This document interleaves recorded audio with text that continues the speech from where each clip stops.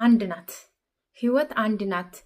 ወንድ ቢሄድ ወንድ እንደሚመጣ ማሰብ አለባችሁ። በዚህ አጋጣሚ አንዳንድ ጊዜ አንዳንድ ሰዎች እኮ አሁን ታስበው ማለት ነው በጓደኝነትም ሊሆን ይችላል፣ በፍቅርም ሊሆን ይችላል። እንዲሁም የወንድ ብቻ አይደለም የሴት ጓደኛ ራሱ ድንገት መንገድ ላይ የሆነ ቦታ ላይ ጥራውን ራሱ ሲሄዱ ተመልሰው እንኳን ቢመጡ መቅረብ የለባችሁም። ምክንያቱም እነዛ ሰዎች እኮ ማለት በመለያየት በእንዶ ማለት በመከዳት ሰው የሚሞት ቢሆን ነው ገለውን እኮ ነበር እነዛ ሰዎች ይሄዱት ማለት ነው። እና አንዳንድ ጊዜ ቆም ብለን ለደቂቃ ማሰብ አለብን። በእርግጥ እኔ አንዳንድ ጊዜ ይሄ ሰይጣን ነው ብዬ ነው የማስበው። ምክንያቱም አንዲት ሴት ለወንድ ብላ ቤተሰብ እያላት እህቶች ወንድሞች እያሏት ወንድ ልጅ ቢሄድ ወንድ እንደሚመጣ እያወቀች ለወንድ ብላ ራሷን ማጥፋት፣ ለወንድ ብላ ራሷን አንድ ህይወቷን መስዋዕት ማድረግ ይሄ በጣም ከባድ ነው። ለዛውም ስደት ዓለም ላይ ብዙ አመት ተቀምጣ ብዙ አመት ኑራ ኢትዮጵያ ሄዳ ገና ህይወት መኖር ሳትጀምር ገና በወጣትነቷ ገና ደግሞ ስታምር በቃ ስታምር ማለት ነው። ሰላም ሰላም፣ እንዴት ናችሁ ውድ ሀገሬ ልጆች? ሰላም ናችሁ ወይ? እኔ ጋር ሁሉ ሰላም ነው፣ እግዚአብሔር ይመስገን። ሙሉዓለም ነኝ። ዛሬ በሌላ ቪዲዮ በሌላ ርዕስ መጥቻለሁ። ለቻናሌ አዲስ ከሆናችሁ ሰብስክራይብ በማድረግ ቪዲዮን ደግሞ ላይክ አድርጋችሁ ጀምሩት ፕሊዝ። ቢያንስ ላይክ እያደረጋችሁ የምታዩ በሙሉ ቪዲዮን ላይክ ሳታደርጉ እንዳትወጡላለሁኝ።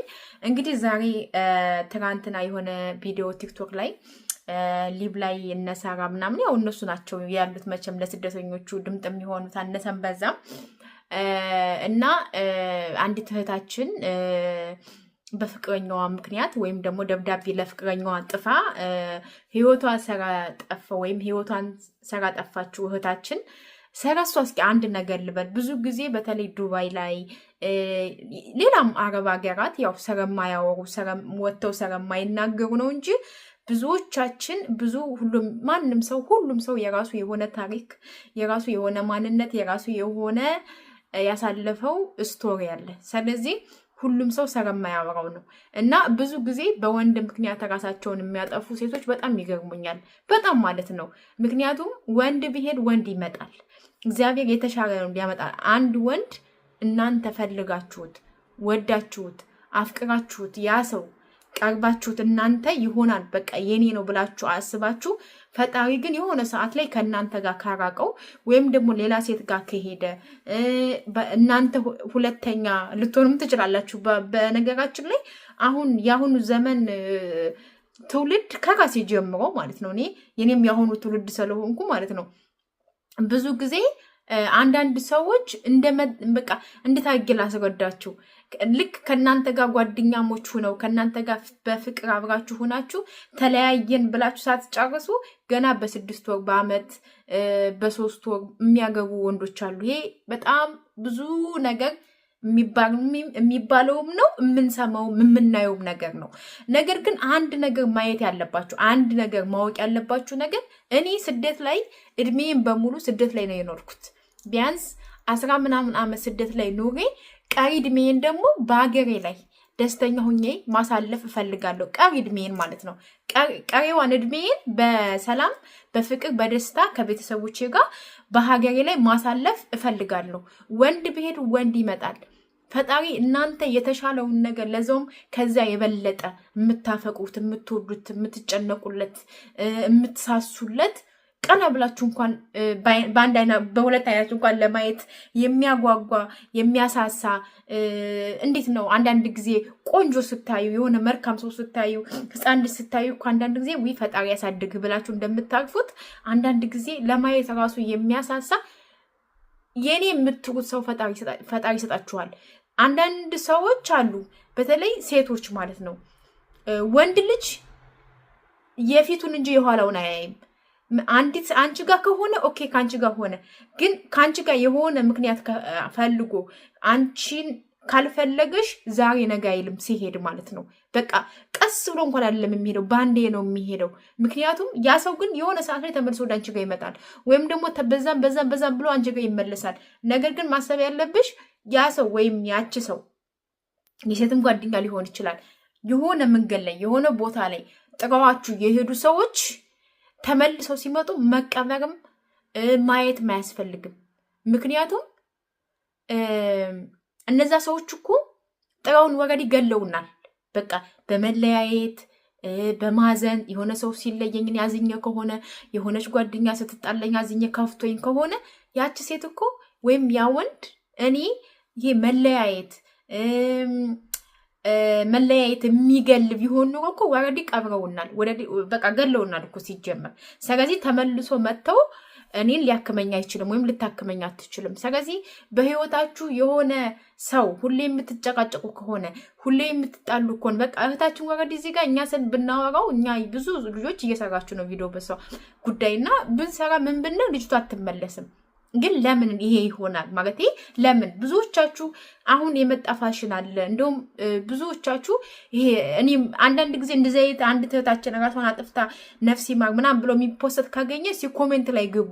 በቃ ሁላችንም በቃ ህይወት አስጠልቶኛል መሄድ ፈልጋለሁ ምናምን በቃ ሁላችንም በቃ በጣም ብዙ የምትጽፉ ልጆች አላችሁ። የሆነ ህይወት አስጠልቷችሁ በቃ መሞት የምትፈልጉ መሄድ የምትፈልጉ በቃ ስርችት ብሏችሁ ማለት ነው። የሰረቻችሁ ለምን ታውቃላችሁ? አንዳንድ ጊዜ የምትኖሩለት ነገር ስለሌለ፣ የምትኖሩለት አላማ ስለሌለ። አላማ ካላችሁ ህይወት ራሷ ታጓጓለች። የኔ የምትውት ሰው ልጅ ካላችሁ ለልጅ ስትይ ትኖሪያለሽ፣ ለልጅ ስትይ ትሰሪያለሽ፣ ለልጅ ስትይ ነገር ማየት ትፈልጊያለሽ። አየሽ፣ የምትኖሪለት ልጅ ስላለሽ በህይወትሽ የምትኖሪለት ነገር አላማ ከሌለሽ፣ የኔ የምትዩ ሰው ከሌለሽ፣ ከቤተሰቦችሽ ከራቅሽ፣ ከእህቶችሽ ጋር ምንም አይነት ግንኙነት ከሌለሽ፣ ምንም አይነት አመለካከት የሆነ በቃ ቤተሰቦች አይወዱኝም እነሱ የሚፈልጉት ከኔ ገንዘብ ብቻ ነው ብለሽ ራስሽን ካሳመሽ በቃ መኖር ራሱ እና ጭራሽ ምንም ያህል አንድ ወንድ ልጅ እኔ አሁን ይቅርታ አድርጉልኝና ወንድ በዚህ አጋጣሚ ወንድ ብቻ ሳይሆን እህትም ወንድምም አባትም ሁሉም ሰው ይበድራል በዚህ አጋጣሚ ማለት ነው። እናትም ግን እስከዛሬ ድረስ እናቴ በደረችኝ፣ አባቴ በደረ፣ ወንድሜ በደረኝ፣ እህቴ እንደዚህ አደረገች ብለው ሚዲያ ላይ መጥተው ይካሰሳሉ እንጂ ከእናቴ ጋር ተጣለው ብላ አንድም ልጅ ራሷን ስታጠፋ አላየንም። ወንድሜ እንደዚህ አደረገ ብላም ራሷን ያጠፋች ሴት የለችም። በቃ አለ አይደለ ምንድነው ወንድ በደረኝ፣ ወንድ ጥሮኝ ሄደ፣ ወንድ አስከፋኝ፣ እንደዚህ ሆነ፣ ራሴን አጠፋለሁ ምናምን በቃ በጣም ይገርመኛል። እኔ በጣም ነው የሚገርመኝ አንዳንድ ጊዜ። ምክንያቱም ብዙዎቻችሁ እናት አንዲት ሁና እናት አንድ ናት እንግዲህ እናት አንድ ሁና ሳለ ከእናታችሁ ጋር ስትጣሉ ሚዲያ ላይ መታችሁ እንጂ የምትካሰሱት ሚዲያ ላይ መታችሁ ነው እንጂ እናቴ እንደዚህ አድርጋኛለች፣ መሬቴን ቀምታኛለች፣ ንብረቴን በርታብኛለች ታምጣ ብላችሁ ሚዲያ ላይ መጥቶ በጣም የሚከሱ በጣም ብዙ ሰዎች አሉ። ግን እናቴ መሬቴን ቀምታኛለች ብላ ራሷን ያጠፋች ሴት የለችም። ራሷን ያጠፋች ወንድ የለም። ራሱን ያጠፋ ሰው የለም። ግን አንድና አንድ በብዛት ከወንዶች ይልቅ ሴቶች ናቸው ራሳቸውን እያጠፉ ያሉት። እና አሁን ይች ልጅ እንዴት አባቷ እንደምታምር በጣም ቆንጅዬ ወጣት ደስ የምትል ድሙሽቡሽ ያለች ገና አንድ ፍሬ ልጅ እኮ ናት ራሷን ያጠፋችው። በነገራችን ላይ ሰሞኑን ዱባይ ውስጥ 2 እህቶቻችን ናቸው አሁን ለወንድ ብላ ራሷን ያጠፋችው ኢትዮጵያ ሄዳ ነው። አንደኛዋ ደግሞ ከፎቅ ላይ ራሷን መሰረኝ የወረወረችው። 2 እህቶቻችን እንግዲህ በዚህ ሳምንት ውስጥ በዚህ 2-3 ቀን ውስጥ ራሳቸውን ያጠፉ 2 እህቶቻችን በጣም ነው የሚያሳዝነው።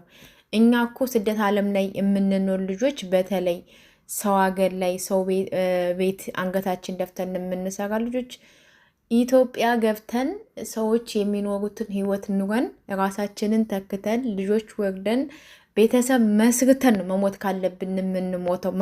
እኔ እንደዛ ነው የማስበው።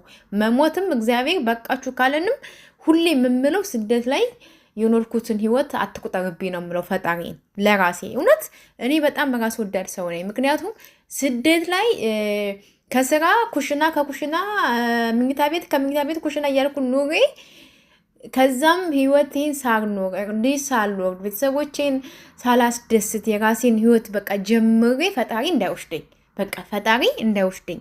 ምክንያቱም ማንም ሰው የሚኖረውን ህይወት እኔ መኖር እፈልጋለሁ። በቃ ሁላችሁንም መመኘት ያለባችሁ ይሄንን ነው እንጂ ወንድ ልጅ ሄደ ብዬ ወንድ ልጅ ከዳይ ብዬ ወንድ ልጅ እንዴ ለምን ፍግም አይልም እንዴ?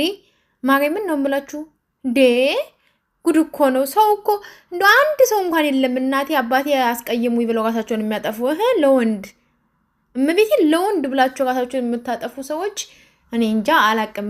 ያሰባችሁ የምታስቡም ያላችሁ ካላችሁ እንደው ቆም ብለን ብናስብ። በእርግጥ እዚህ ጋር እኛ መተን ብንለፈልፍ ብናወራ ምንም የሚቀየር ነገር የለም።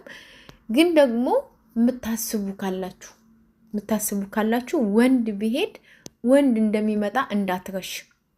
እናትሽ አንድ ሁና እናት አንዲት ሁና እናትሽን አስቀይመሽ ከእናትሽ ጋር ተካሰሽ ሚዲያ ላይ መተሽ ንብረትሽን ተካፍረሽ ከዛ በዛው የምትጠፉ በጣም ብዙ ልጆች አላችሁ። እናት እኮ አንድ ናት። እናት ብትሄድ እናት አትመጣም። ወንድ ቢሄድ ወንድ ይመጣል። አባት ቢሄድ አባት አይመጣም። ወንድምሽን ብታስከፊ ሌላ ወንድም ሊኖርሽ ይችላል። ግን ያ ወንድምሽን ራሱን የሚተካልሽ ግን አይኖርም። እናትሽ ራሱ መልስ አትወርድልሽም። ገባሽ? ያንን ነው ማሰብ ያለባችሁ እንጂ ከመሬት ተነስታችሁ ራስ ማጥፋት፣ ከመሬት ተነስቶ ፎቅ ላይ ራስ መጣር እንዴ! እንዴት ነው? ህይወት እኮ አንድ ናት። ህይወት እኮ በጣም አጭር ናት። ማለቴ ለመሞት እኮ በጣም ቅርብ ነን።